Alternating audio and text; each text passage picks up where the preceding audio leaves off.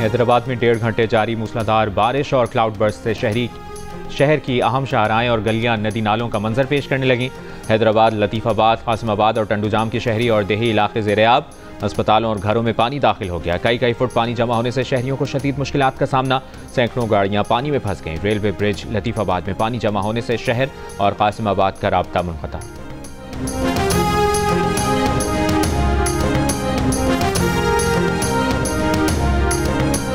वज़ीर-ए-आज़म शहबाज शरीफ ने कहा है कि उनकी अव्वलीन तरजीहात में टैक्स बेस का इजाफा और गरीब पर टैक्स के बोझ में मजीद कमी शामिल है। टैक्स गोशवारों को डिजिटल, मुख्तसर और मरकजी डेटाबेस से मुंसलिक करके आसान तरीन बना दिया गया है। नए आसान टैक्स गोशवारों से तनख्वाहदार तबका सबसे ज़्यादा मुस्तफीद होगा।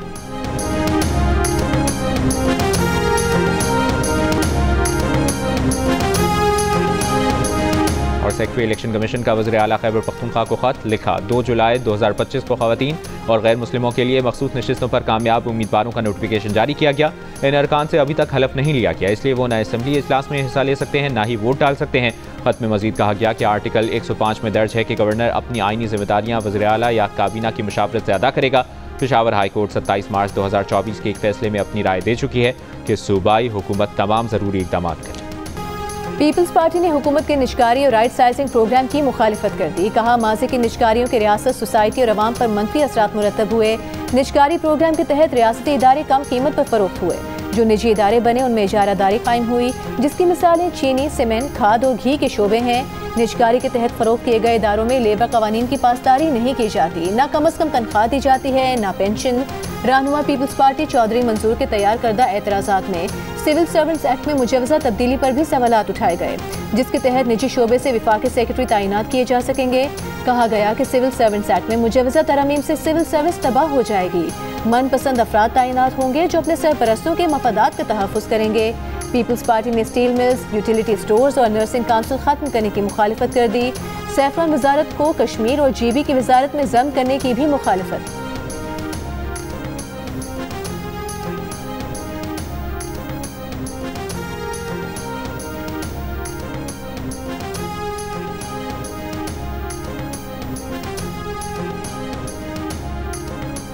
लाड़काना के इलाके रतुडेरों में ज्यादती का शिकार बच्ची दौरान इलाज दम तोड़ गई। पुलिस के मुताबिक 3 मुल्जिमान ने गुज़श्ता रोज़ खुसूसी बच्ची को जिनसी ज्यादती के बाद सड़क पर फेंक दिया था। इत्तला मिलने पर पुलिस कार्रवाई के दौरान मुल्जिमान ने फायरिंग की। मरकजी मुल्जिम रिजवान कालू अपने साथियों की फायरिंग से मारा गया। मुकदमा रतुडेरो थाने में दर्ज। फरार होने वाले 2 मुल्जिमान की शनाख्त हो गई। गिरफ्तारी के लिए कार्रवाई जारी। क्या एयर इंडिया तैयारा हादसे का जिम्मेदार उसका पायलट सुभरवाल था? तफ्तीश के बाद सवाल उठने लगे। हादसे का शिकार तैयारे के पायलट्स का मेडिकल रिकॉर्ड चेक किया जाने लगा। तफ्तीशकारों के मुताबिक मुमकिना तौर पर पायलट डिप्रेशन और जहनी सेहत के मसाइल का शिकार था। इब्तदाई तहकीकात के मुताबिक 12 जून को परवाज के चंद लम्हों बाद तैयारे के इंजन को ईंधन की सप्लाई मुनक़ता हो गई थी, जिसकी वजह से दोनों इंजन बंद हो गए और हादसा हो गया। ईंधन की सप्लाई को बंद करने वाले दोनों बटन महफूज होते हैं, यानी उन्हें खोलने या बंद करने से पहले उन्हें ऊपर उठाना पड़ता है। ये खुद से बंद नहीं हो सकते। भारत के सरकर्दा एविएशन सेफ्टी माहिर का कहना है कि एयर इंडिया के मुतादिद पायलट्स मानते हैं कि तैयारे का पायलट सुभरवाल जहनी मसाइल का शिकार था।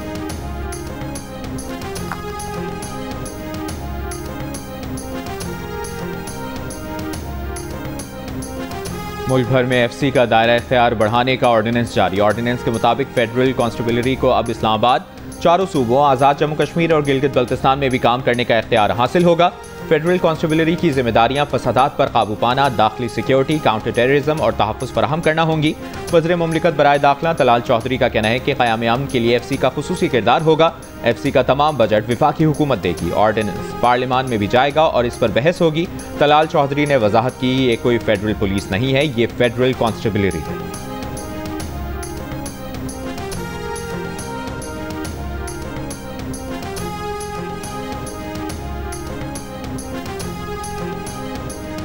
इस्लामाबाद में गैर कानूनी कॉल सेंटर पर छापा, 5 गैर मुल्की बाशिंदे गिरफ्तार। नेशनल साइबर क्राइम एजेंसी के मुताबिक सेक्टर G10 में कायम कॉल सेंटर में 60 से ज़ायद पाकिस्तानी भी काम कर रहे थे। कॉल सेंटर में गैर कानूनी वेबसाइट्स और फ्रॉड का नेटवर्क चलाया जा रहा था। दूसरी जानिब गुज़श्ता हफ्ते ऑनलाइन फ्रॉड नेटवर्क के गिरफ्तार 87 मुल्जिमान की अदालत में पेशी। 13 मुल्जिमान का जिस्मानी रिमांड, 74 को जुडिशल रिमांड पर भेज दिया गया। National cyber crime investigation agency ने 5 रोज़ कत्ल, 71 गैर मुल्कियों समेत 149 अफराद को 5 रोज़ में गिरफ्तार किया था। डिफेंस कराची में नौजवान पर तशद्दुद करने वाले सलमान फारूकी के खिलाफ पुलिस ने मुकदमा खत्म कर दिया। पुलिस रिपोर्ट के मुताबिक मुतासरा नौजवान मुल्जिमान के खिलाफ कार्रवाई नहीं चाहता। धीरज ने लिख कर दिया है कि मुल्जिमान ने उससे या उसकी बहन से कोई बदतमीजी नहीं की। हल्फिया बयान पर जान से मारने की धमकी और दीगर इल्जामात खत्म कर दिए हैं। अदालत ने पुलिस की रिपोर्ट रिकॉर्ड का हिस्सा बनाकर समाअत मुलतवी कर दी। सलमान फारूकी और अवैस हाशमी के खिलाफ गिजरी थाने में मुकदमा दर्ज था।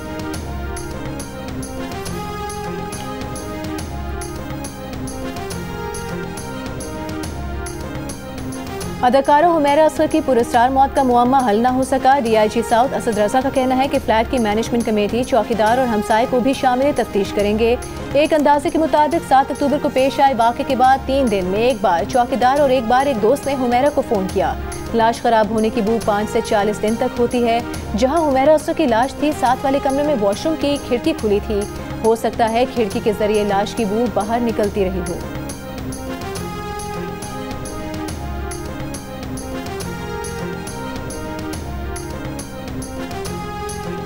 मुतनाज़ा पैका एक्ट पर इंटरनेशनल फेडरेशन ऑफ जर्नलिस्ट्स का इजहार तशवीश। चीफ जस्टिस ऑफ पाकिस्तान को खत लिख दिया। खत में कहा गया है कि पाकिस्तान में सहाफ़ियों को पेशावराना फ़राइज़ की अंजामदही में बढ़ते खतरात। पैका कानून के तहत मुकदमात, हिरासानी और धमकियों का सामना है। पैका के तहत आज़ादी इजहार और बुनियादी हुकूक महदूद हो रहे हैं। सहाफ़ियों पर हमले, हिरासानी, सोशल मीडिया पर नफरत अंगेज़ी और तशद्दुद के कई केसेस रिपोर्ट हुए हैं। सुप्रीम कोर्ट को बराह रास्त अपीलों की इजाज़त देना हाई कोर्ट्स को बाईपास करने के मुतरादिफ है। चीफ जस्टिस ऑफ पाकिस्तान से अपील है कि सुप्रीम कोर्ट पैका कानून का असर नौ जायजा ले और हुकूमत को कानून में तरामीम की हिदायत दे।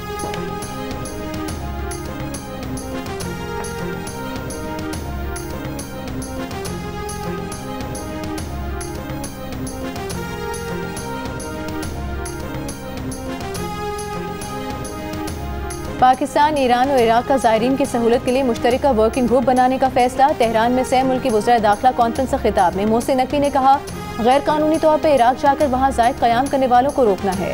ज़ायरीन ग्रुप ऑर्गेनाइजर्स की रजिस्ट्रेशन का अमल शुरू कर दिया।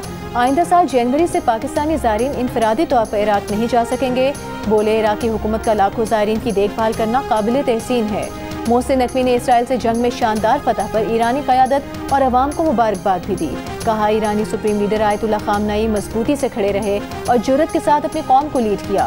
पाकिस्तान ने ईरान के लिए हर फोरम पर आवाज़ उठाई। ईरानी सफ़ीर आगाह हैं कि इसराइल ईरान जंग में वज़ीर आज़म शहबाज शरीफ किस तरह मुतहर्रिक रहे।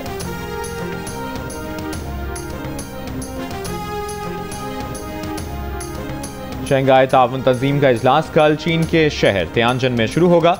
नायब वज़ीर आज़म और वज़ीर ख़ारजा इसहाक डार बीजिंग पहुँच गए। चीनी वज़ारत ख़ारजा, एशियाई उमूर की सफ़ीर और चीन में पाकिस्तान के सफ़ीर खलीलुर रहमान हाशमी ने इस्तकबाल किया। इसहाक डार SCO वज़राए ख़ारजा काउंसिल इजलास में पाकिस्तानी वफ़द की क़यादत करेंगे। SCO वज़राए ख़ारजा के हमरा चीनी सदर से भी मुलाकात करेंगे। तर्जुमान दफ्तर ख़ारजा के मुताबिक इजलास की साइड लाइन पर इसहाक डार की SCO के रुकन ममालिक के वज़राए ख़ारजा से दो तरफ़ा मुलाकातें भी होंगी। भारतीय वज़ीर ख़ारजा जयशंकर भी इस इजलास में शिरकत कर रहे हैं।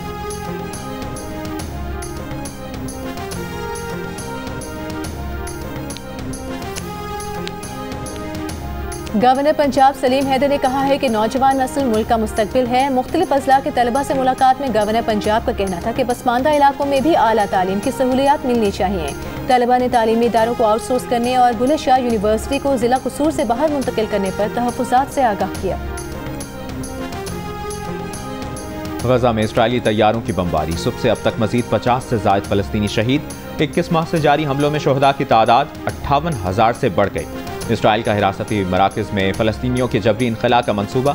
साबिक़ इसराइली वज़ीर आज़म एहोद ओलमरट की तनकीद। कहा, हिरासती मराकज़ में जबरी मुंतकली फ़लस्तीनियों की नस्लकुशी होगी।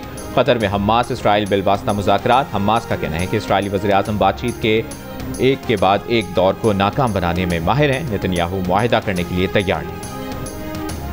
इंग्लैंड ने सनसनीखेज मुकाबले के बाद लॉर्ड्स टेस्ट में भारत को 22 रन से शिकस्त दे दी। चौथी इनिंग्स में 193 रन के ताकुब में भारत की पूरी टीम 170 रन बनाकर पेवेलियन लौट गई। रविंद्र जडेजा ने इंग्लिश बॉलर्स के खिलाफ भरपूर मुजाहमत की, 61 रन बनाकर नॉट आउट रहे। Olympic gold medallist Arshad Nadeem इलाज और ट्रेनिंग के लिए लंदन पहुंच गए। मीडिया से गुफ्तगू में कहा कि वो यहां 2 दिन अपनी इंजरी का इलाज कराएंगे। इसके बाद वर्ल्ड एथलेटिक चैंपियनशिप के लिए ट्रेनिंग का आगाज करेंगे। पाकिस्तान में ज्यादा गर्मी के बायस वो लंदन में ट्रेनिंग करेंगे।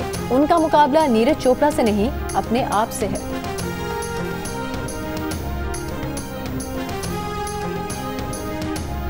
थाईलैंड में जारी एशियन अंडर 16 वॉलीबॉल चैंपियनशिप में पाकिस्तान की मुसलसल तीसरी कामयाबी।